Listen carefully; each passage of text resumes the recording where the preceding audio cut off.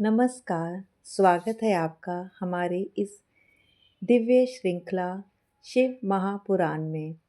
पिछले वीडियो के प्रथम भाग में आपने जाना कि कैसे देवर्षि नारद को कामदेव पर विजय प्राप्त करने पर अहंकार हो गया था। तब भगवान सदाशिव ने अपनी अद्भुत लीला के माध्यम से उनके उस अहंकार का विनाश कर दिया था। अब आगे आज की इस कथा में हम जानेंगे कि सदाशिव निर्गुण और सगुण उनके दोनों स्वरूप के बारे में। ये दोनों रूप ही परम सत्य के हैं। भगवान शिव न केवल एक रूप में बल्कि दो दो अलग अनुभवों में प्रकट होते हैं। सगुण स्वरूप जहाँ भगवान शिव रूप गुण और लीलाओं के साथ प्रकट होते हैं। जटाओं में बहती गंगा, मस्तक पर अंतरचंद्र, हाथों में त्रिशूल डमरू, ये वे सब रूप है जिसे हम देखते हैं, पूछते हैं और अपने हृदय में महसूस करते हैं। ये सगुण शिव हैं जो अपने भक्तों के लिए साकार रूप धारण करते हैं। लेकिन आपको पता है, शिव का एक और रूप है जो इससे भी गहरा है और उस रूप का नाम है निर्गुण स्वरूप। निर्गुण जैसे नाम से ही प्रकट होता है, इसका न रूप है, ना आकार है, ना ही आरंभ है, ना ही अंत है। बस एक अनंत शांत अचल चेतना जो हर जगह पे है, हर कण में है और फिर भी हमें दिखाई नहीं देती।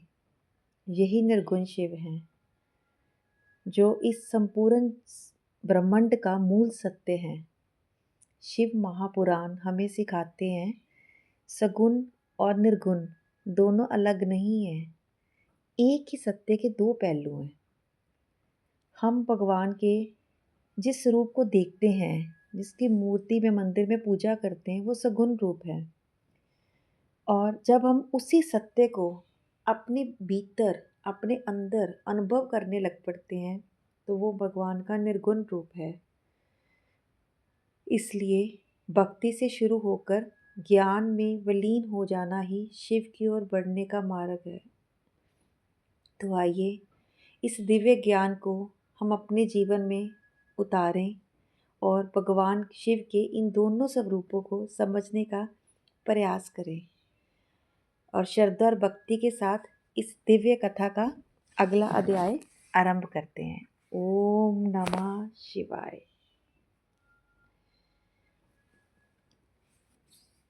कल हमने पढ़ा था कि वो नारद जी सदाशिव से गए थे और उनकी अपनी गलतियों की माफ़ी मांगी थी।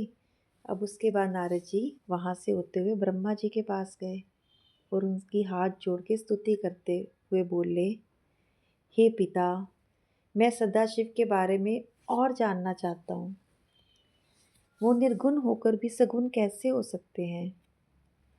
तो जो सूत जी शौनकादि ऋषियों को ये कथा सुना रहे थे ब्रह्मा जी और नारद जी की, उन्होंने कहा कि फिर ऋषियों को बताया कि नारद जी का ये प्रश्न सुनकर ब्रह्मा जी बोले, धन्य हो नारद, क्योंकि तुम्हारे हृदय में सदाशिव की भक्ति उत्पन्न हो गई है और ये बहुत ही उत्तम बात है।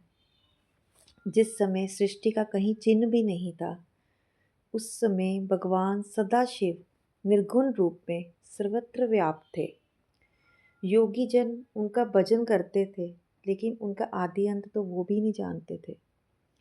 निर्गुण शिव का मतलब है ऐसा स्वरूप जिसका कोई गुण, आकार, रंग, रूप नहीं होता। आपको उस रूप को अनुभव करना होता है और अनुभव कैसे कर सकते हैं हम? ध्यान और ज्ञान के माध्यम से। ये सृष्टि से परे और सबका मूल है। महापुराण के अनुसार निर्गुण और सगुण दोनों एक ही शिव के दो पहलू हैं। जब हम उन्हें बिना रूप के परम सत्य के रूप में पूछते हैं तो वो निर्गुण है, और जब हम उन्हें रूप और लीलाओं के साथ पूछते हैं तो वो सगुण रूप है। शिव महापुराण हमें सिखाते हैं कि भगवान को दो तरीकों से समझा जा सकता है। जैसे पहला तरीका है ज्ञान और ध्यान।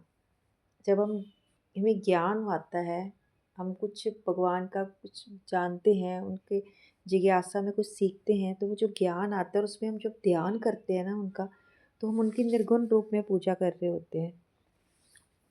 और जब हम भक्ति और पूजा सगुण रूप में करते हैं, तो वो हम मंदिर में मूर्ति में जाते हैं, वहाँ पूजते हैं, वो एक स्वरूप हमारे सामने होता है जो हमारे मन में होता है, तो वो सगुण पूजा होती है।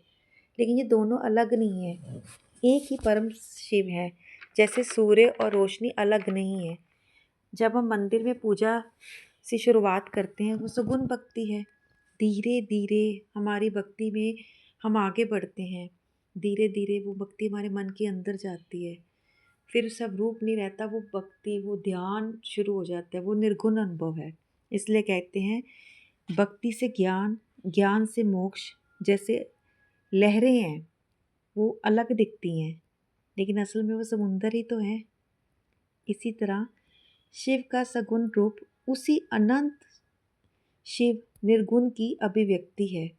निर्गुण को अनुभव किया जाता है, सगुण को मूर्ति के रूप में हम देखते हैं।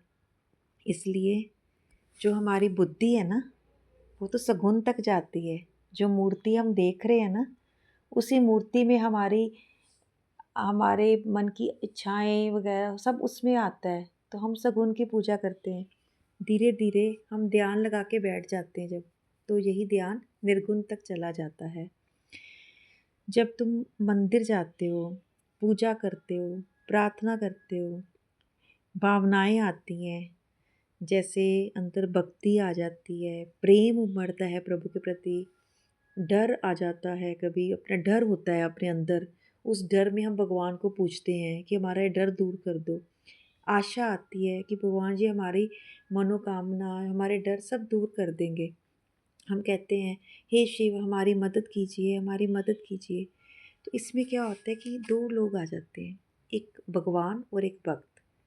भगवान वो हैं जो मूर्ति के रूप में सामने बैठे हैं, और भक्त वो है जो अपने मन का हर भाव उस मूर्ति को बता रहे हैं और उनसे वो कृपा मांग रहे हो। कृपा मिलती है क्योंकि भगवान तो दोनों रूपों में है, वो सगुण में भी है, निर्गुण में भी है। सगुण रूप में जब हम उनसे मांगते हैं कि प्रभु हमारी ये इच्छा पूरी कर दीजिए, तो वो भी करते हैं क्योंकि सगुण में भी तो वो विराजित है ना, तो हमारी इच्छाएं वो भी सब पूरी होती हैं। हम उन सगुण रूप में भगवान की कृपा मांगते हैं कि हे शिव हमारी मदद करो, तो हम उसमें धो हो जाते हैं। यानी कि हमें पता है कि हमारे सामने भगवान बैठे, हम भगत हैं उनके, और हम उनसे मांग रहे हैं, हमारे प्रभु हैं ये सगुण अवस्था है।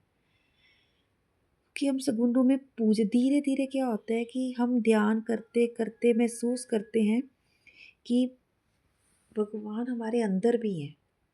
जब ये भावना भी आनी शुरू हो जाती है ना, फिर हमें कुछ भी होगा ना, हम बाहर नहीं कहीं भागेंगे कि वहाँ जाके प्रभु से मांगना है, वहाँ जाके प्रभु को अपनी बात बतानी है। हमारे अंदर जब ये भाव आ जाएगा कि हम कहीं भी बैठे हैं, जहाँ भी हैं, प्रभु हमारे अंदर है, हमें अपने मन की बात, हमें अभी कुछ भी बोलना है, हम अपने अंदर बैठे प्रभु से बात कर सकते हैं। तो ये हम प्रभु को महसूस करना शुरू कर देते हैं। इसमें अब तो ना डर बचता है, ना मांगना बचता है, तो अंदर क्या बचती है? शांति। ये ही भगवान के निर्गुण रूप का अनुभव है। शुरुआत हमेशा सगुण से होती है और अंत में अनुभव होता है हमें निर्गुण का।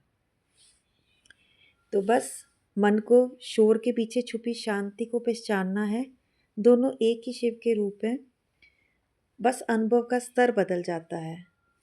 सगुण रूप को पूजते हुए धीरे धीरे निर्गुण रूप की पूजा तक आना है। हमें भगवान के प्रति समर्पित रहना है। और इसी के साथ आज की दिव्य कथा यही पूर्ण होती है।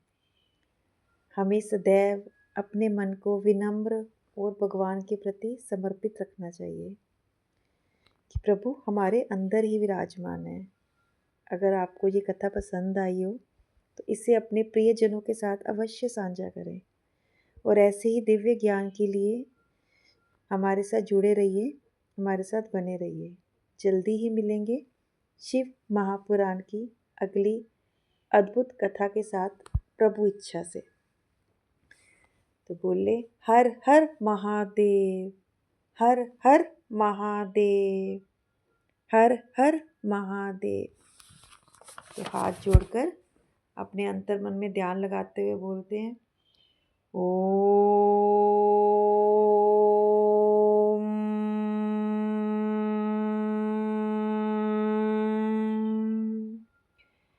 नमः